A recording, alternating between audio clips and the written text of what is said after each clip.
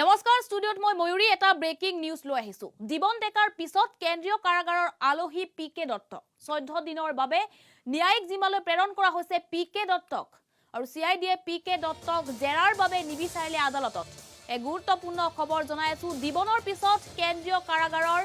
আলহী পিকে দত্তক 14 দিনৰ ন্যায়িক জিম্মালৈ প্ৰেৰণ কৰা হৈছে পিকে দত্তক আৰু ইতিমধ্যে সিআইডিয়ে পিকে দত্তক জেৰাৰ বাবে নিবিচাৰিলে বুলি জানিব পৰা গৈছে আৰু কাৰাগাৰৰ বন্ধ কোঠৰীৰ আবাসী প্ৰাক্তন আৰক্ষী বিষয়াগৰাকী যি ৰাজ্য কোপ এছআই কেলেংকাৰী হে এছআই কেলেংকাৰীত নাম সাঙুৰ খাইছিল দিবন ডেকা আৰু পিকে দত্তৰ দিবন ডেকাৰ পিছত এইবাৰ কেন্দ্ৰীয় কাৰাগাৰৰ আলহী হৈছে পিকে দত্ত 14 দিনৰ বাবে ন্যায়িক জিম্মালৈ প্ৰেৰণ কৰা হৈছে পিকে দত্তক আৰু সিআইডিয়ে পিকে দত্তক জেৰাৰ বাবে নিবিচাৰিলে আদালতত ইয়াৰ পিছত 14 দিনৰ বাবে ন্যায়িক জিম্মালৈ প্ৰেৰণ কৰা হৈছে পিকে দত্তক কাৰাগাৰৰ বন্ধ কোঠৰীৰ আবাসী এতিয়া প্ৰাক্তন আৰক্ষী বিষয়া পিকে দত্ত আৰু আমাৰ হাতত মন্তব্য আছে সেই মন্তব্য আপোনালোকক আগবঢ়াইছো সিআইডি পিএছ কেছ নাম্বাৰ 20/2020 যোনটো গোচৰ তাৰ প্ৰাইম একিউজড পিকে দত্তৰ ইতিমধ্যে সিআইডি যি জিম্মাত বিচাৰিছিলে তাৰ দিন উকলি যায় আৰু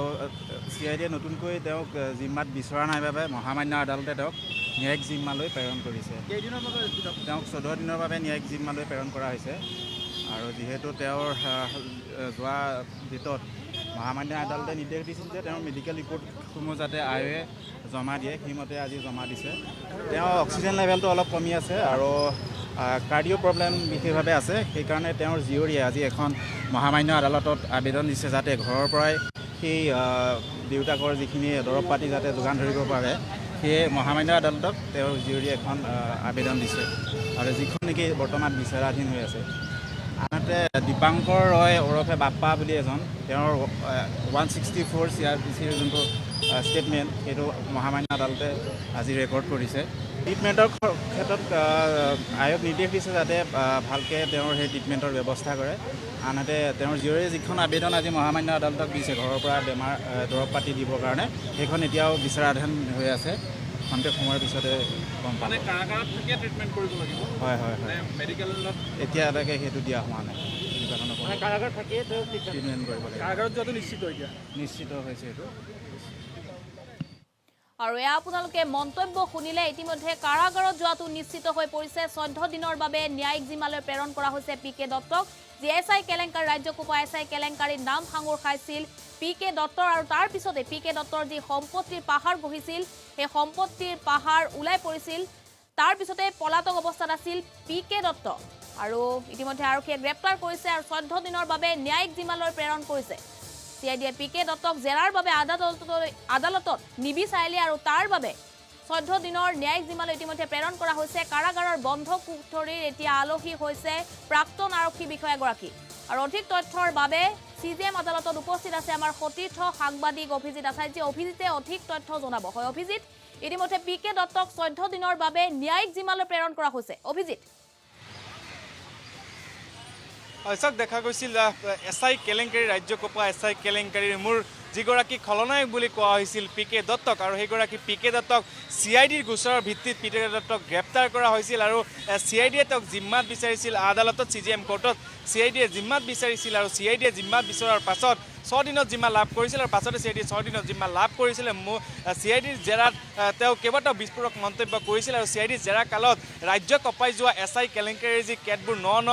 তথ্য সেই ন তথ্য পিকে দত্তৰ নিজ মুখেৰে পৰাই ওলাইছিল আৰু ইয়াৰ পাছতে নলবাৰী হওক বঙাইগাঁও হওক ৰাজ্যৰ কেইবাটাও জিলাত কোটি কোটি টকা ইতিমধ্যে আৰক্ষীয়ে জব্দ কৰিবলৈ সক্ষম হৈছে কিন্তু আজি পিকে দত্তৰ যি সিআইডিৰ যি জিম্মাৰ ম্যাদ আছিল সেই জিম্মাৰ ম্যাদ আজি উকলিছিল আৰু চিজিএম কোৰ্টত সিআইডিয়ে তেওঁক প্ৰডিউচ কৰিছিল আৰু প্ৰডিউচ কৰাৰ পাছত আজি সিআইডিয়ে কোনো ধৰণৰ তেওঁক জিম্মাত বিচৰা নাছিলে যাৰ পৰিপ্ৰেক্ষিতত আদালতে তেওঁক 14 দিনৰ ন্যায়িক জিম্মালৈ তেওঁক প্ৰেৰণ কৰিছে আৰু কাৰাগাৰত বন্ধ কোঠাৰ আলহী হ'বলৈ গৈ আছে পিকে দত্ত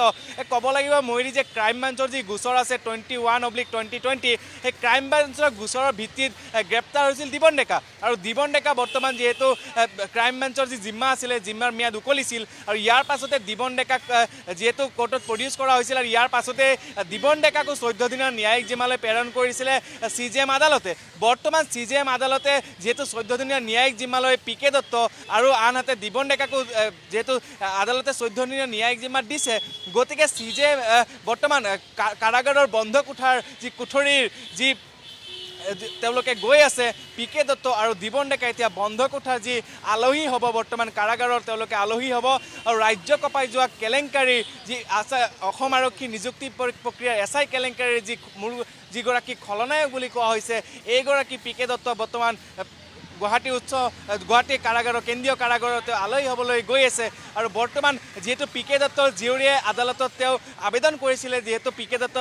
অসুস্থ তেওঁ অক্সিজেনৰ মাত্ৰা বৰ্তমান কমি আহিছে তাৰ পৰিপ্ৰেক্ষিতত আদালতত PK দত্তৰ জীয়ৰীয়ে আবেদন কৰিছিলে যে PK দত্তৰ স্বাস্থ্যৰ বাবে যিসমূহ যাৱতীয় কাম কাজ সেই যাৱতীয় কাম কাজসমূহ কৰিব লাগে। দৰাচলতে PK দত্তৰ বৰ্তমান আদালতত যদিও তেওঁলোকে আবেদন জনাইছিলে কিন্তু বৰ্তমান সমগ্ৰ বস্তুটো বিচাৰাধীন হৈ আছে কাৰণ PK দত্তৰ ঘৰৰ পৰা ঔষধৰ যোগান ধৰিব বুলি কোৰ্টত তেওঁলোকে আবেদন জনাইছিলে কিন্তু বৰ্তমান যি সময় তেওঁ জীয়ৰীয়ে কৰা আবেদন বৰ্তমান বিচাৰাধীন হৈ আছে আৰু যেহেতু PK দত্তৰ প্ৰেছ মেকাৰ বহোৱা আছে গতিকে অসুস্থ হৈ আছে PK দত্তক সমগ্ৰ চিকিৎসাৰ বাবে যি যাৱতীয় নিয়মীয়া যি চিকিৎসা লাগে নিয়মীয়া চিকিৎসাৰ বাবে কোৰ্টে ইতিমধ্যে ৰায় দিছে আৰু PK দত্তক আজি খন্তেক সময়ৰ পাছতে লৈ যোৱা হ'ব কামৰূপ মুখ্য ন্যায়িক দণ্ডাধীশৰ এই আদালতৰ পৰা। মই আদালতৰ বৰ্তমানৰ যি পৰিৱেশ কিছু দেখুৱাইছোঁ আদালতত বৰ্তমান এক নিষিদ্ধ নিৰাপত্তা বেষ্টনী গঢ়ি তুলিছে আৰক্ষীয়ে আৰু দেখা পোৱা পৰিলক্ষিত হৈছে যে GMCHত PK দত্তক যি স্বাস্থ্য পৰীক্ষা কৰা হৈছিল আৰু GMCHত স্বাস্থ্য পৰীক্ষা কৰোৱাৰ পাছতে PK দত্তক লৈ অনা হৈছিল কামৰূপ মুখ্য ন্যায়িক দণ্ডাধীশৰ আদালতত আৰু বৰ্তমান যিহেতু CIDয়ে যেহেতু তাক প্ৰডিউচ কৰিছে গতিকে দেখুওৱা পৰিলক্ষিত হৈছে এটি বিশেষ বাহন বৰ্তমান সাজু কৰি ৰখা হৈছে আৰু আদালতৰ ভিতৰতে এই বিশেষ বাহন সাজু কৰি ৰখা হৈছে PK দত্তক বহুৱাই লৈ যোৱা হ'ব খন্তেক সময়ৰ পাছতে আৰু তেওঁ বৰ্তমান কেন্দ্ৰীয় কাৰাগাৰৰ আলহী হ'বলৈ গৈ আছে PK দত্ত। কিন্তু এটা কথা ইয়াতে ক'ব লাগিব তদন্ত প্ৰক্ৰিয়া অসম আৰক্ষীয়ে যেনেধৰণে দ্ৰুত গতিতে যেনেধৰণে আগবাঢ়িছে আজি যিহেতু কৰিমগঞ্জত যিগৰাকী প্ৰাক্তন আৰক্ষী অধীক্ষক সেইগৰাকী অধীক্ষকৰ যি তদন্ত প্ৰক্ৰিয়া সেই তদন্ত প্ৰক্ৰিয়া CIDৰ এটা বিশেষ দল গৈ উপস্থিত হৈছে কৰিমগঞ্জত আৰু PK দত্তৰ যিসমূহ ঘনিষ্ঠ আছিলে বা SI কেলেংকাৰী যিটো বিশেষ লিংক সেই বিশেষ লিংকটোৱে ক'ব লাগিব যে বৰ্তমান আৰক্ষীয়ে উলিয়াবলৈ গৈ আছিল আৰু সেই সময়তে PK দত্তক 14 দিনৰ ন্যায়িক জিম্মাত দিয়া হৈছে আৰু ভিডিঅ' জাৰ্নেলিষ্ট সন্তোষে কামৰূপ মুখ্য ন্যায়িক দণ্ডাধীশৰ যি আদালতৰ সন্মুখৰ পৰা বৰ্তমান সেই দৃশ্য দেখুৱাব আৰু কৰিমগঞ্জ আৰক্ষী অধীক্ষকৰ কাৰ্যালয়ত CIDৰ এটা বিশেষ দলে তেওঁ তাত গৈ অভিযান চলাই থকা পৰিলক্ষিত হৈছে। CIDৰ SP নেতৃত্বত কৰিমগঞ্জত CIDৰ এক বৃহৎ দল গৈছে আৰু ক'ব লাগিব যে ৰুবুল হাজৰিকা যিগৰাকী ৰুবুল হাজৰিকাৰ কথা কৈছে সেইগৰাকী ৰুবুল হাজৰিকা 18 তাৰিখে কৰিমগঞ্জত উপস্থিত হৈ কৰিমগঞ্জৰ এগৰাকী প্ৰাক্তন আৰক্ষী অধীক্ষক যিগৰাকী ৰাজ্যৰ মুখ্য সচিবৰ ভাতৃ বুলি কোৱা হৈছে কুমাৰ সঞ্জয় কৃষ্ণৰ ভাতৃ যি বৰ্তমান যি জেৰাত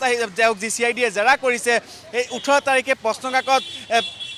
ৰুবুল হাজৰিকা গৈ উপস্থিত হৈছিল কৰিমগঞ্জত আৰু ৰুবুল হাজৰিকা কৰিমগঞ্জত উপস্থিত হৈ নিজ মোবাইলেৰে তেওঁ ফটো লৈছিল প্ৰশ্নকাকতৰ আৰু তেওঁ ঘূৰি আহিছিল গুৱাহাটীত। গতিকে এই যি SI কেলেংকাৰীৰ নতুন মূৰ লৈছে সেই SI কেলেংকাৰীৰ নতুন মূৰে এক বৃহৎ প্ৰশ্নবোধক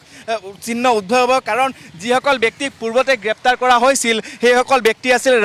তেওঁলোকে আৰক্ষী প্ৰশাসনৰ বাহিৰৰ ব্যক্তি আছিল আৰু PK দত্ত হৈছে আৰক্ষী এগৰাকী তেওঁ অৱসৰপ্ৰাপ্ত বিষয়া আৰু এই যি বৰ্তমান এক তদন্ত প্ৰক্ৰিয়াই বৃহৎ ইউটাৰ্ণ লৈছে সেই ইউটাৰ্ণৰ ক্ষেত্ৰত ক'ব গ'লে আৰক্ষীৰ যি ভিতৰৰ যিসকল লোক জড়িত হৈ পৰিছে সেইসকল ব্যক্তিক হয়তো অচিৰেই গ্ৰেপ্তাৰ কৰা হ'ব আৰু সেইসকল ব্যক্তিক অচিৰেই গ্ৰেপ্তাৰ কৰি তেওঁ মুখ্যমন্ত্ৰীৰ যি শূন্য সহনশীল যি নীতি সেই নীতিৰ পৰিচয় দাঙি ধৰা হ'ব। মই পুনৰ কৈছোঁ বৰ্তমান PK দত্তক হাজিৰ কৰোৱা হৈছে কামৰূপ মুখ্য ন্যায়িক দণ্ডাধীশৰ আদালতত আৰু আদালতে তেওঁক 14 দিনৰ ন্যায়িক জিম্মাত দিছে আৰু এটা কথা ইয়াতে ক'ব লাগিব PK দত্তক 14 দিনৰ ন্যায়িক জিম্মা দিছে। বৰ্তমান PK দত্ত আৰু দিবন ডেকা বৰ্তমান গুৱাহাটী কেন্দ্ৰীয় কাৰাগাৰৰ আলহী হ'বলৈ গৈ আছে। ময়ূৰী অভিজিত আচাৰ্য ইতিমধ্যে নিশ্চিত হৈ পৰিছে নেকি যিহেতু PK দত্তৰ স্বাস্থ্যৰ কিছু অৱনতি ঘটিছে কাৰাগাৰতেই চিকিৎসাধীন হৈ থাকিব নেকি PK দত্ত? আদালতে তেওঁক নিয়মীয়া যি স্বাস্থ্য পৰীক্ষা সেই নিয়মীয়া স্বাস্থ্য পৰীক্ষাৰ বাবে আদালতে অনুমতি দিছে আৰু পি কে দত্তৰ জীয়ৰীয়ে আদালতত এটা পৃথকভাৱে এটা আবেদন কৰিছিল যে পি কে দত্তৰ যিসমূহ ঔষধ এই ঔষধসমূহ যাতে ঘৰৰ পৰাই তেওঁ যোগান ধৰিব পাৰে সেই ঔষধ তেওঁৰ অধিবক্তাৰ জৰিয়তে আদালতত তেওঁলোকে অনুমতি আদালতে তেওঁলোকে ছাবমিট কৰিছিল আৰু আদালতে সেই যি বিষয়টো বিচাৰাধীন হৈ আছে আমাক অধিবক্তা ফালৰ পৰা আমাক জনোৱা হৈছে যে ঔষধ যি ঘৰৰ পৰা পি কে দত্তৰ জীয়ৰীয়ে যি তেওঁক লৈ যাব বুলি কৈছে গতিকে সেই যে সমগ্ৰ বস্তুটো বৰ্তমান বিচাৰাধীন হৈছে আৰু সেই কথাটো আমাক অধিবক্তাৰ ফালৰ পৰা জানিবলৈ দিছে ময়ূৰী আৰু ইয়াতে এটা কথা ক'ব লাগিব ময়ূৰী যিহেতু পি কে দত্ত কিছু অসুস্থ হৈ আছে আজি যিহেতু তেওঁক GMCHৰ স্বাস্থ্য পৰীক্ষা কৰাৰ বাবে লৈ যোৱা হৈছিল কিন্তু বৰ্তমান তেওঁ সুস্থ হৈ আছে আৰু তেওঁ অক্সিজেনৰ পৰিমাণ অলপ কমি আহিছে যদিও তেওঁ বৰ্তমান সুস্থ হৈ আছে বুলি চিকিৎসকৰ ফালৰ পৰাও আমি এক বিশেষ সূত্ৰৰ মতে আমি জানিবলৈ পাইছোঁ ময়ূৰী অভিজিৎ আধাৰজী আমাক অধিক তথ্য জনোৱাৰ বাবে আপোনাক ধন্যবাদ জ্ঞাপন কৰিছোঁ আৰু আমাৰ সতীৰ্থ সাংবাদিক অভিজিৎ আচাৰ্যে অধিক তথ্য জনাইছে ঈশান নিউজৰ দৰ্শকসকলক জীৱন ডেকাৰ পিছত এতিয়া কেন্দ্ৰীয় কাৰাগাৰৰ আলহী হ'ব পি কে দত্ত ইতিমধ্যে নিশ্চিত হৈ পৰিছে কাৰণ 14 দিনৰ ন্যায়িক জিম্মালৈ প্ৰেৰণ কৰা হৈছে পি কে দত্তক আৰু CIDয়ে পি কে দত্তক জেৰাৰ বাবে নিবিচাৰিলে আদালতত ইয়াৰ পিছতে 14 দিনৰ ন্যায়িক জিম্মালৈ প্ৰেৰণ কৰা হৈছে পি কে দত্তক আৰু এতিয়া কাৰাগাৰৰ বন্ধ কোঠৰীৰ আৱাসী হ'ব প্ৰাক্তন আৰক্ষী বিষয়াগৰাকী যিহেতু সমগ্ৰ যি ৰাজ্যকোপা কেলেংকাৰী সংঘটিত হৈছিল SI পৰীক্ষাৰ কেলেংকাৰী তাৰ পিছতেই মূল খলনায়ক আছিল ইয়াৰ পি কে দত্ত জানিব পৰা মতে আৰু পি কে দত্তৰ পৰিয়ালসহ তেওঁ পলাতক অৱস্থাত আছিল তাৰ পিছতেই পি কে দত্তক গ্ৰেপ্তাৰ কৰিছিল আৰক্ষীয়ে আৰু এতিয়া 14 দিনৰ বাবে ন্যায়িক জিম্মালৈ প্ৰেৰণ কৰা হৈছে এতিয়া কেন্দ্ৰীয় কাৰাগাৰৰ আলহী হ'ব পি কে দত্ত